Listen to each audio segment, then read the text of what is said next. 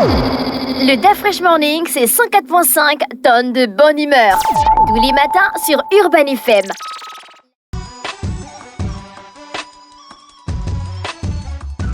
Vous êtes sur les 104.5 Urban FM, la station urbaine, et vous écoutez le DaFresh Morning. On est avec Jean-Paul. Jean-Paul, bonjour. Bonjour DaFresh. Comment tu vas ce matin? Ça va. L'actualité internationale nous emmène où? Nous amène en Afrique de l'Ouest, à Niamey, où il devait se tenir hier en fait une réunion entre une délégation de la CEDEAO et les autorités de transition en place depuis le coup d'État du 26 juillet de l'année dernière, qui avait entraîné la chute du pouvoir du président Mohamed Bazoum et entraîné l'arrivée du général Tchiani à la tête du Conseil national pour la sauvegarde de la patrie. Et donc depuis, le Niger fait l'objet d'un embargo de la part de la CEDEAO. Et au cours de cette rencontre, il devait être question en fait de deux points. Le premier point, c'était un peu faire l'état de la situation, de l'évolution de la situation politique. Derrière, il faut savoir qu'on a d'un côté la CEDEAO qui veut absolument que les autorités de transition de Niamey leur présentent un programme avec une date bien déterminée de la fin de la transition. Et d'un autre côté, les autorités nigériennes veulent qu'on allège ou on lève totalement les sanctions qui pèsent notamment sur sa population.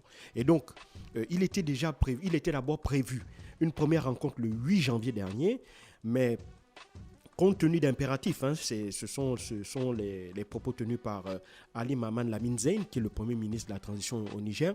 Ils avaient donc demandé un report de cette réunion-là. Alors, dans un premier temps, la CEDEAO avait voulu donner disons 2 jours supplémentaires pour que les autorités nigériennes puissent se préparer, mais il s'est avéré que les autorités des pays qui devaient composer cette délégation de la CEDEAO n'avaient pas pu se dégager compte tenu de leur emploi du temps le 10 janvier. On avait eu un deuxième report pour le 12 janvier. Et toujours aussi pour les mêmes raisons, les problèmes liés au calendrier des uns et des autres avaient fait que, d'accord partis, ils avaient décidé de se retrouver le 25 janvier, donc hier. Sauf que, évidemment, les autorités nigériennes ont fustigé le fait que, ce ne soit qu'une seule partie de la délégation de la CEDEAO qui se soit déplacée. Alors, la CEDEAO veut quoi? Alors, tout ce qu'ils ont intenté au Niger depuis juillet 2023, ça n'a pas donné? Non, ça n'a pas donné parce que, évidemment, comme je le disais ici, le Niger est certes un pays enclavé parce qu'il n'a pas d'accès notamment à la mer, mais n'empêche qu'à côté, il y a des pays voisins qui sont devenus des partenaires stratégiques du Niger et qui l'aident justement à contourner les sanctions de la CEDEAO. On a des pays comme le Mali et le Burkina Faso qui aident justement le Niger. On a aussi des pays comme la Guinée-Conakry qui a un accès à la mer et par lequel maintenant transitent la plupart des denrées qui veulent arriver sur le sol nigérien. Et donc, c'est ce qui explique que même si tu veux, la situation économique n'est certes pas au même niveau que d'avant les événements du 26 juillet dernier, parce qu'il faut savoir que le Niger bénéficiait énormément aussi d'aide budgétaire, d'aide financière de la part de partenaires tels que l'Union européenne. Toutes ces aides-là ont été coupées aujourd'hui, mais n'empêche que l'État nigérien continue de fonctionner. Et donc, bien entendu, pour les autorités nigériennes, il fallait absolument tout mettre en œuvre pour avoir des relations tout à fait normalisées avec l'ensemble des pays de la CEDEAO et que le Niger retrouve du moins au moins sa place dans le concert de la CEDEAO. Et donc, c'est la raison pour laquelle les autorités nigériennes ont depuis affiché leur bonne foi pour tenir ces réunions-là en vue d'arriver à un consensus à la fois sur la question de la manière dont devrait se dérouler donc la transition. Pour les autorités de la CEDEAO, il faut d'abord mettre un terme à la transition, c'est-à-dire qu'il faut un calendrier avec une date d'organisation d'élections préétablie en vue d'un transfert du pouvoir des militaires vers les civils.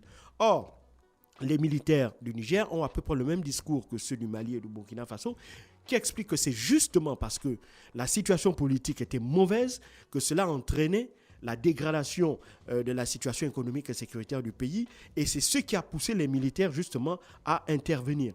Et donc, tant que la situation sécuritaire, tant que la situation politique ne sera pas apaisée, assainie, surtout la situation sécuritaire et la situation économique, il est donc hors de question de privilégier la situation politique du pays. Et c'est justement à ces deux niveaux-là que la CEDEAO et le Comité national pour la sauvegarde de la patrie, donc le CNSP au pouvoir à Niamey, n'arrivent toujours pas à se concorder. Mais cependant, il faut quand même reconnaître qu'au sein de la CEDEAO, tous les pays ne sont pas contre le Niger, ce n'est pas l'ensemble. Quand on parle de la CEDEAO, c'est beaucoup plus les dirigeants de la commission de la CEDEAO et un certain nombre de pays, notamment le Sénégal, la Côte d'Ivoire et le Bénin, qui sont vent debout. Même si le mois dernier, le président Patrice Talon a mis beaucoup d'eau dans son vin, en expliquant que le temps des sanctions était passé et qu'il était temps maintenant de passer au temps du dialogue, donc de renouer les discussions avec les autorités de Niamey. Mais derrière, en réalité, le changement de position du Bénin était dû au fait que sa position, sa stratégie visant à faire appliquer les sanctions a énormément aussi porté préjudice à sa propre économie. Parce qu'il faut savoir qu'avant la mise en place de ces sanctions, 50% des devises douanières captées par l'État du Bénin venaient de marchandises qui transitaient pour aller au Niger. Et donc aujourd'hui, en fermant ces frontières-là, qu'est-ce que le Niger a fait? Le Niger a tout simplement trouvé d'autres canaux d'entrée, principalement la Guinée-Conakry avec son port. Et donc ce qui fait qu'aujourd'hui, des milliers de Béninois qui vivent justement de ces activités-là de transit, de transport et autres entre le Bénin et le Niger ont perdu leurs activités. Oui, parce que c'est plus proche par le Bénin que par la Guinée-Conakry. Exactement. Et donc, donc il est bien conscient qu'en voulant appliquer ces sanctions économiques, en pensant que ces sanctions économiques allaient entraîner l'effondrement du pays et donc allaient créer un rejet de la part des populations, des militaires au pouvoir, l'inverse, c'est l'inverse qui s'est produit. Au contraire, la mise en œuvre de ces sanctions n'a fait que renforcer l'espèce de légitimité du CNSP vis-à-vis des populations et ça les a confortés dans leur position, d'autant plus que tous les pays n'appliquent pas les sanctions économiques de la CEDEAO, le Mali et le Burkina Faso en tête, la Guinée-Conakry aussi n'applique pas les sanctions de la CEDEAO. Donc ils se rendent bien compte que, évidemment, ça n'avait aucun sens. Mais comme évidemment, ils ne peuvent pas se décrédibiliser en retirant ces sanctions-là sans qu'il n'y ait un véritable justificatif, il faut qu'ils aient quelque chose à présenter comme étant une espèce de victoire, même symbolique. Et donc, c'était l'objet de ces discussions-là. C'est la raison pour laquelle ils sont arc-boutés sur la question du calendrier de la transition.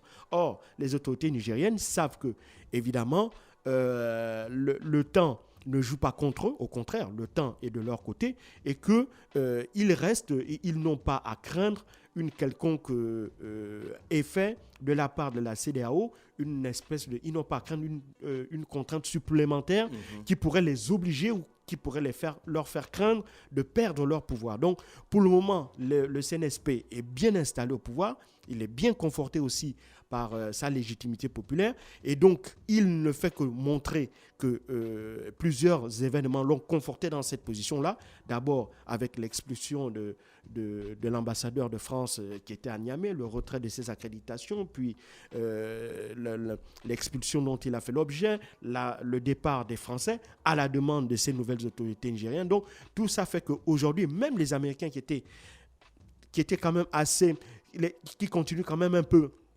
à essayer de trouver une espèce de parade pour être à la fois conforme à leur positionnement qui est de ne pas favoriser des régimes non démocratiques, mais étant donné la place stratégique qu'occupe le Niger, qui accueille la seule base américaine dans la région et qui est une base qui a vraiment une portée stratégique, ils ne peuvent pas être particulièrement fermes sur ces positions-là liées aux valeurs démocratiques et autres. Et donc, la sous-secrétaire même d'État américaine était à Niamey il y a à peu près quelques jours, faire une nouvelle proposition, si tu veux, aux nouvelles autorités, parce que dans la foulée, le Premier ministre nigérien Ali Mohamed Lamine Zein avait, sur invitation des autorités russes, passé quelques jours à Moscou. Il était accompagné d'une très forte délégation, notamment son ministre des Affaires étrangères et le ministre de la Défense.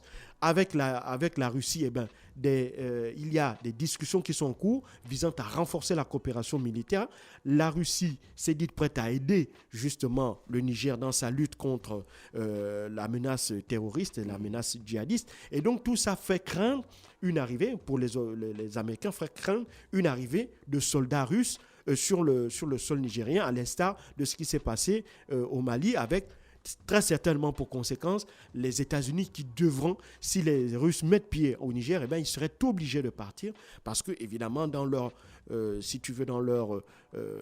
dans leur manière d'agir, dans leur philosophie, il est hors de question qu'ils puissent occuper un même territoire que l'ennemi héréditaire qui est l'ennemi russe. Donc c'est dans cette situation-là que la CEDEAO se trouve aujourd'hui. Et donc hier, cette délégation qui était attendue, qui devait être composée principalement du Bénin, du Sénégal, et ainsi qu'un autre pays non membre de la CEDEAO, à savoir la Sierra Leone, ces 3 pays n'ont pas fait le déplacement. Seul le Togo, qui faisait aussi partie de cette délégation-là, s'est retrouvé hier à Niamey. Alors, selon le Premier ministre Ali Mohamed Lamine Zein, qui a tenu une conférence de presse dans la foulée, pour expliquer tout son étonnement au fait que le choix de cette date ayant été passé depuis le 12 janvier dernier, il ne comprend pas pourquoi la CEDEAO n'a pas fait le déplacement sur Niamey. Les autorités de la CEDEAO ont expliqué qu'en réalité, c'est pour des raisons purement techniques. Elle n'avait pas reçu à temps l'autorisation de survol et d'atterrissage à l'aéroport de Niamey, ce à quoi le Premier ministre nigérien a répondu par la négative en disant qu'il avait pour preuve la présence même de Robert Dussé, qui est le ministre togolais des Affaires étrangères, qui était à Niamey, en expliquant que la même autorisation qui avait été donnée au Togo l'avait été pour l'ensemble des pays qui avaient expliqué qu'elle devait faire le déplacement du 25 janvier à Niamey. Donc c'est une raison du point de vue du Premier ministre Ali Mohamed Lamine Zein qui ne tient pas. Et donc, il a, au cours de cette conférence de presse, pris à témoin la communauté nationale et internationale sur ce qu'il qualifie comme étant une forme de mauvaise foi, une énième mauvaise foi de la part de la CEDEAO, qui, en voulant jouer la politique de la chaise vide, en réalité, ne veut pas qu'il y ait une normalisation des relations du Niger et de la CEDEAO, ou un retour, si tu veux, à ce que le Niger puisse occuper pleinement la place qui est la sienne au sein de cette organisation régionale. Pour l'instant, les autorités de la CEDEAO ont dit qu'elles n'allaient pas appliquer la politique de la chaise vide, donc il y avait eu un malentendu, semble-t-il, et que très certainement, dans les prochains jours, cette délégation de la CEDEAO-là devrait faire le déplacement de Niamey pour, évidemment, comme je l'ai dit, faire le point sur la situation politique, économique et sécuritaire dans le pays, et évidemment discuter aussi de la question de cet embargo qui, il faut bien le reconnaître, n'a absolument pas, pour la CEDEAO, atteint les objectifs escomptés.